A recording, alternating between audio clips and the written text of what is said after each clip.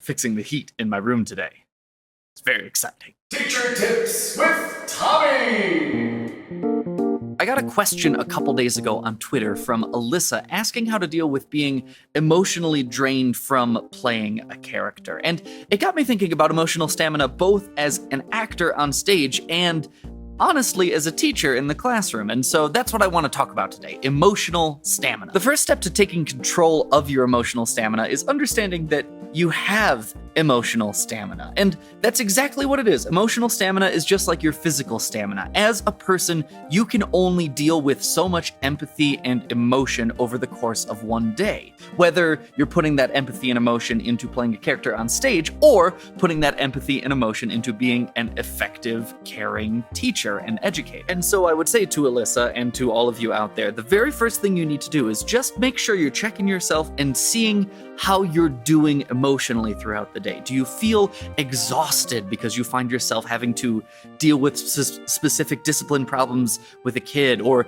because you know your kids are having specific problems about a certain thing, and that because you're an empathetic teacher affects how much stamina you have, and just kind of keeping that mental track in your mind through your day about how your emotional health actually is, what your baseline emotional health is as you teach. And once you start recognizing that line and start figuring out where the valleys are and where the peaks are, then you already start to have some control over it, because unlike something like normal stamina, like physical stamina, it's all just in your mind. And so simply by thinking about it, that gives you more control over it. So then what do you do if you find yourself emotionally exhausted after the day is over or throughout the day? Well, one of the first steps comes straight from working out and dealing with your normal stamina.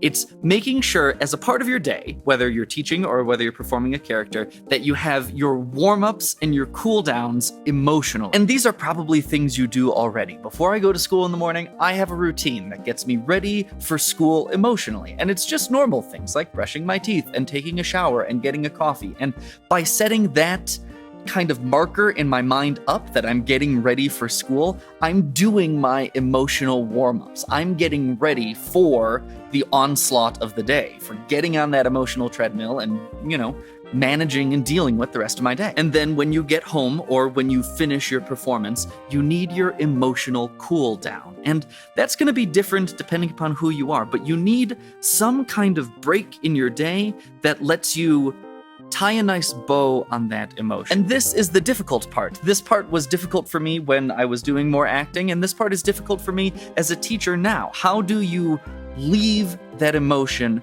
on stage? And I think it's really important that you do, because if you don't, then it's going to start having effects on your personal life, and that's not what you want. Acting, teaching is a job, and we do it with empathy. That makes us successful, but it is important to leave it in the classroom and to know that we can separate ourselves from those moments of empathy, from those moments of extreme emotion, or even those moments of mild emotion that pile up throughout the day that become this kind of overwhelming onslaught of just tiny little things throughout the day. And so your emotional cool down often will mirror your emotional warm up. Part of it is just leaving the space, leaving the school, leaving the stage, going to your dressing room, going to your home, whatever it is, just separating yourself from that and giving yourself permission to leave the emotion, to leave that emotional draining at your work, at school, on stage. It'll be there when you get back, but you don't need to take it home with you. And that can feel a little not great sometimes, right? You want to continue to care about these things. And what I find, it's important to acknowledge that it's all going to be there tomorrow. This is a process that, either working at a school or continuing to be an emotionally draining on character on stage will always be a process. And it'll all be there tomorrow. And then for the rest of your cooldown, you just practice self-care. And these, this is where you treat yourself. This is where, if you need a bag of candy, that is your I had a rough day bag of candy. And, you have a little chocolate. And that's your reminder that, you can let this go. For a lot of teachers, that may devolve into an adult beverage, or relaxing and watching your favorite television show, or reading a book, or whatever you do that relaxes you. Incorporate that into your cool down. That sends the signal to your brain that you can leave all of this emotion behind. That lets you take a break from it and separate it and regain the emotional stamina that you expended on the emotionally taxing thing. Also, I think a big part of this in the educational world, but I think should be a part of this in the acting world too, is finding your venue for group therapy. And by group therapy, I don't mean sitting around in a circle saying, "Hi, my name is," and stating your problem. By group therapy, I mean going out to get lunch or dinner or whatever with the people who you can complain about the thing with. Going to the teacher's lounge or the restaurant or the bar where you can talk about the problems you're having and just let them out. And a word of caution, this can be dangerous. Complaining can be poisonous because sometimes talking about all the negative things can make the negative things seem heavier and seem weightier and make them stick around more. But alternatively, sometimes talking about the negative things lets you let them go, lets you get them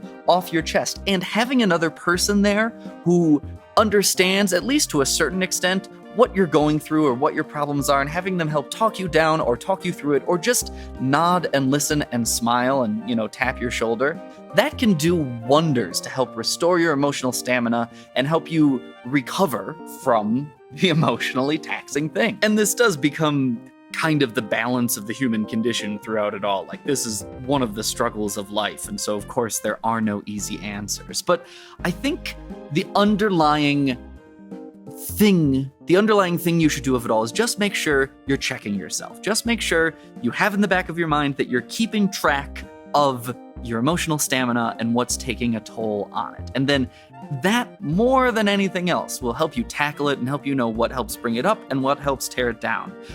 It's kind of like having a little pedometer on your phone, like a little step counter. How many flights of stairs did I climb today? How many miles did I walk today? How much was my emotions taxed today? And am I going to be able to keep that up? Or is that affecting my personal life to an extent? And do I need to make bigger changes to make sure that I'm living a happy, healthy life for myself? For both scenarios, on stage and in the classroom, we talk about technique and the, actual bread and butter of the things we do all the time. And those sorts of things are absolutely wonderful. And, they will help you become a better actor or a better teacher, or in whatever thing you're trying to do, a better painter, a better artist, a better mathematician. But it's also important to remember that we are emotional creatures too, and to take tally of that from time and again and make sure we're taking care of ourselves on that venue too, because we can only be successful at our tasks if we know we are emotionally supporting ourselves. Yeah. Emotional stamina. It's a thing. You should know about it, and that'll help you control it. I'll see you later.